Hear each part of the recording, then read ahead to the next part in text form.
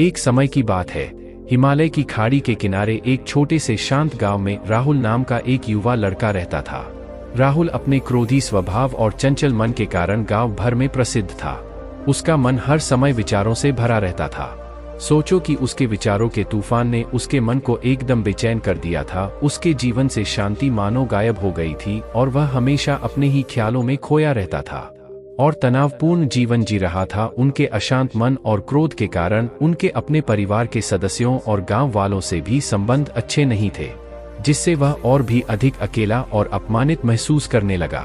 वह और भी अधिक मानसिक तनाव की स्थिति में चला जाता है। एक समय की बात है, राहुल अपने गांव की गलियों में घूम रहा था। तभी उनकी मुलाकात एक बौद्ध भिक्षु से हुई जो एक पेड़ की छाया के नीचे ध्यान में बैठे थे। बौद्ध भिक्षु के चेहरे से निर्मल शांति की आभा झलक रही थी। इस असीम शांति में राहुल बौद्ध भिक्षु की ओर आकर्षित हुआ। जब राहुल बौद्ध भिक्षु के करीब आया तो उसे अपने आसपास एक सकारात्मक ऊर्जा का एहसास हुआ। भरत को एहसास हुआ कि इस असीम शांति और सकारात्मक ऊर्जा का स्रोत कहीं न कहीं इस बौद्ध भिक्षु के भीतर ही है। इसलिए वह वहीं बैठकर उसकी आंखें खुलने का इंतजार करने लगा। थोड़ी देर बाद जब बौद्ध भिक्षु की आंख खुली तो उसने एक युवा लड़के को अपने सामने बैठा पाया, जो बहुत तनावग्रस्त और नकारात्मक भावनाओं से भरा हुआ लग रहा था। राहुल ने बौद्ध भिक्षु की ओर उदार भाव से देखा और बहुत विनम्रता से कहा, मालिक, मेरा मन बहुत अशांत है और मेरे मन के विचार मुझे खाए जा रहे हैं। मुझे एक पल के लिए भी शांति महसूस नहीं होती। क्या आप मुझे सिखा सकते हैं कि मैं अपने अशांत मन को कैसे शांत करूं? बौद्ध भिक्षु ने राहुल की पीड़ा को समझते हुए करुण दृष्टि से देखा और कहा, मेरे प्यारे बच्चे, मैं तुम्हें एक कहानी सुनाना चाहता हूं। इस कहानी में मानसिक शांति और खुशी के रहस्य छिपे हैं। क्या आप कहानी सुनना चाहेंगे? राहुल ने हाँ में सिर हिलाया और पूरी एकाग्रता से कहानी सुनने को तैयार हो गया। उनके अंदर जिज्ञासा चरम पर थी और वो कहानी सुनने को बेताब था। बहुत समय पहले की बात है, एक नगर में शक्ति नाम का एक आदमी रहता था।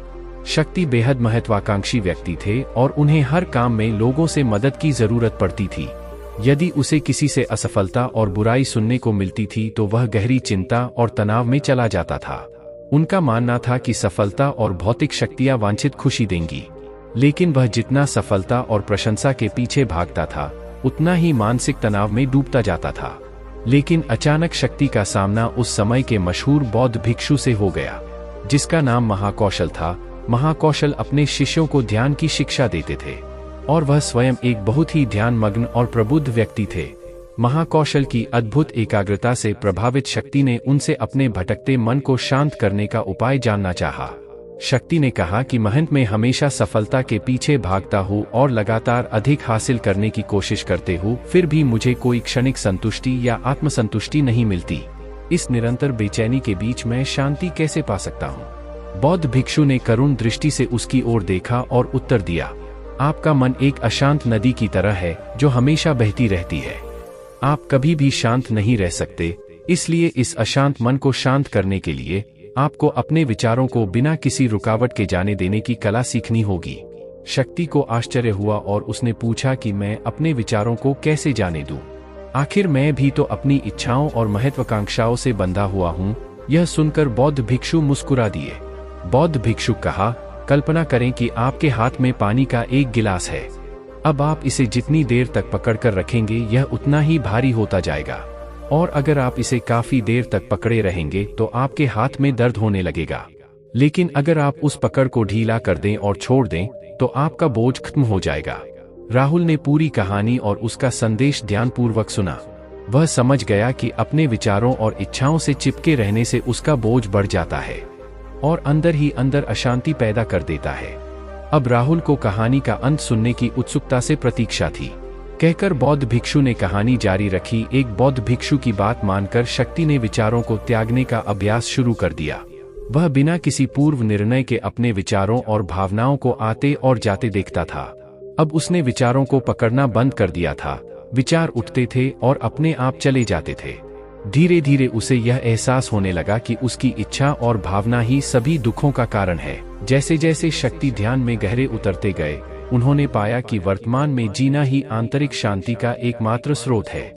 वह खुद को वर्तमान में स्थापित करके अपने मन की निरंतर बकवास से छुटकारा पा सकता था। धीरे धीरे शक्ति का मन एक शांत झील की तरह हो गया जो बाहरी दुनिया को अपने अंदर प्रतिबिंबित करती है। उन्होंने जीवन की सादगी में संतोष को अधिक महत्व दिया और भौतिक संपत्ति के प्रति अपना लगाव छोड़ दिया। जैसे ही शक्ति में ऐसे बदलाव की खबर लोगों के बीच फैली, दूर दूर से लोग मार्गदर्शन लेने आने लगे।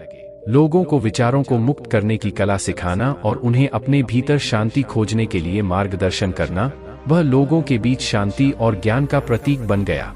शक्ति और साधु की कहानी समाप्त कर महाकौशल बौद्ध भिक्षु कुछ देर के लिए चुप हो गए ताकि इस कहानी का अर्थ राहुल के मन में अच्छी तरह बैठ जाए। राहुल ने बौद्ध भिक्षु की ओर देखा तो उनकी आंखों में अब एक नई समझ दिखाई दे रही थी। राहुल ने धीरे से कहा कि मुझे इस कहानी में ज्ञान दिखता है, लेकिन मैं इसे अपने जीवन में कैसे लागू करूं? मैं अपने अशांत मन को कैसे शांत कर सकता हूं? राहुल के इस सवाल पर बौद्ध भिक्षु गर्मजोशी से मुस्कुराते हैं और फिर कहा कि अशांत मन को शांत करने का अभ्यास आत्मजागरूकता से शुरू होता है। अपने भीतर उठने वाले विचारों का निरीक्षण करने के लिए प्रतिदिन कुछ समय निकालें। उन भावनाओं पर ध्यान दें जो आपके मन में आती हैं और देखें कि वे कैसे आती हैं और आकाश में गुजरते बादलों की तरह चले जाए। राहुल ने आंखें बंद कर लीं और बौद्ध भिक्षु के कहे अनुसार अपने विचारों का अवलोकन करने लगे। जैसे ही उसने अपने भीतर उठने वाले विचारों पर ध्यान देना शुरू किया, उसे इसका एहसास हुआ। उसे अपने अंदर चिंता और इच्छाओं की एक निरंतर धारा बहती हुई महसूस हुई। सिर्फ एक एहसास ने ही उसे एक अद्भुत शांति का एहसास कराया। उन्हें यह भी एहसास हुआ कि यह सभी विचारों और भावनाओं से अलग है। बौद्ध भिक्षु ने आगे कहा कि जैसे शक्ति ने खुद को सभी मोहमाया से अलग कर लिया था, वैसे ही अपने मन को अशांतकारी विचारों और भावनाओं से मुक्त करने का अभ्यास विकसित करो।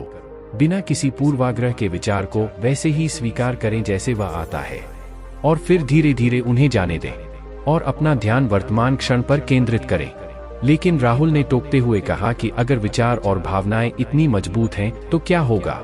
बौद्ध भिक्षु ने कहा यह बना रहता है और मन को छोड़ने से इनकार करता है।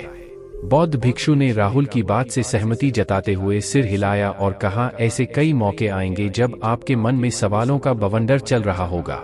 जब आपका दिमाग आपकी बात ही नहीं सुनेगा तो ऐसे में आपको अपनी सांसों की ताकत पर विश्वास करना होगा। एक बार फिर भिक्षु ने राहुल से कहा अपनी आंखें बंद करो और अपनी सांसों पर ध्यान केंद्रित करने के लिए अपने पेट को ऊपर उठता हुआ और मथता हुआ महसूस करें। बौद्ध भिक्षु ने बताया कि जब भी आपका मन अशांत हो तो तुरंत अपनी सांसों पर लौट आएं।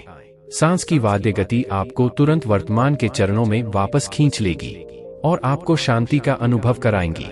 एक बौद्ध भिक्षु के निर्देशानुसार आने और जाने वाली सांसों पर ध्यान केंद्रित करने का प्रयास करें। इस छोटे से व्यायाम से उन्हें मानसिक शांति का अनुभव हुआ।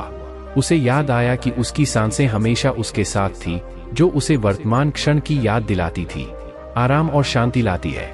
राहुल के इस विकास को देखकर बौद्ध भिक्षु मंद मंद मुस्कुराए और बोले मेरे प्रिय, बेचैन मन को शांत करना एक ऐसा अभ्यास है जिसमें बहुत प्रयास और दृढ़ इच्छा शक्ति की आवश्यकता होती है।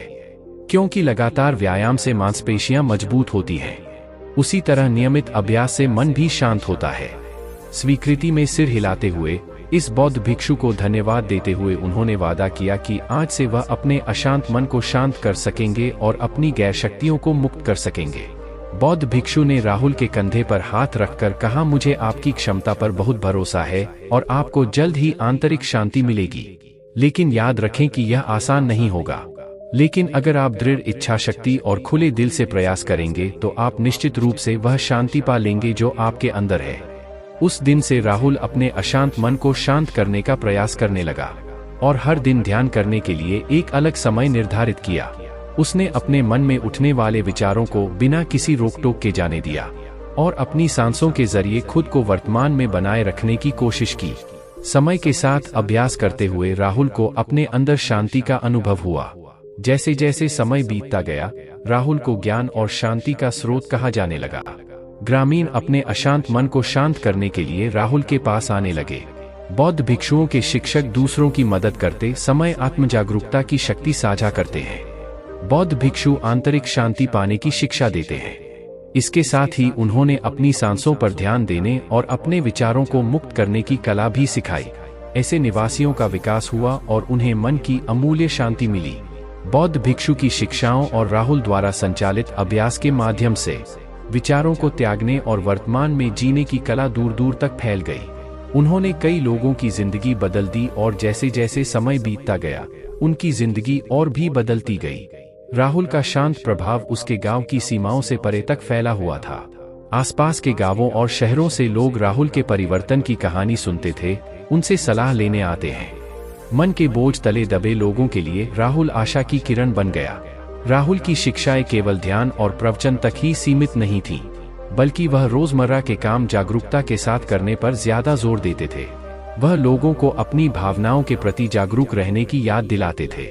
इस बात पर ध्यान दें कि आप दिन भर में क्या करते हैं और अपने आसपास होने वाली घटनाओं पर आप कैसे प्रतिक्रिया करते हैं। हर काम पूरी जागरूकता के साथ करें। जब आप खाएं तो प्रत्येक टुकड़े के स्वाद का आनंद लें। जब आप सूरज की रोशनी के सामने खड़े होते हैं तो उसकी गर्मी महसूस करें। लोग क्या कहते हैं उसे ध्यान से सुनें और समझें। छोटे छोटे बदलावों से लोगों के जीवन में चमत्कारिक परिवर्तन आते हैं।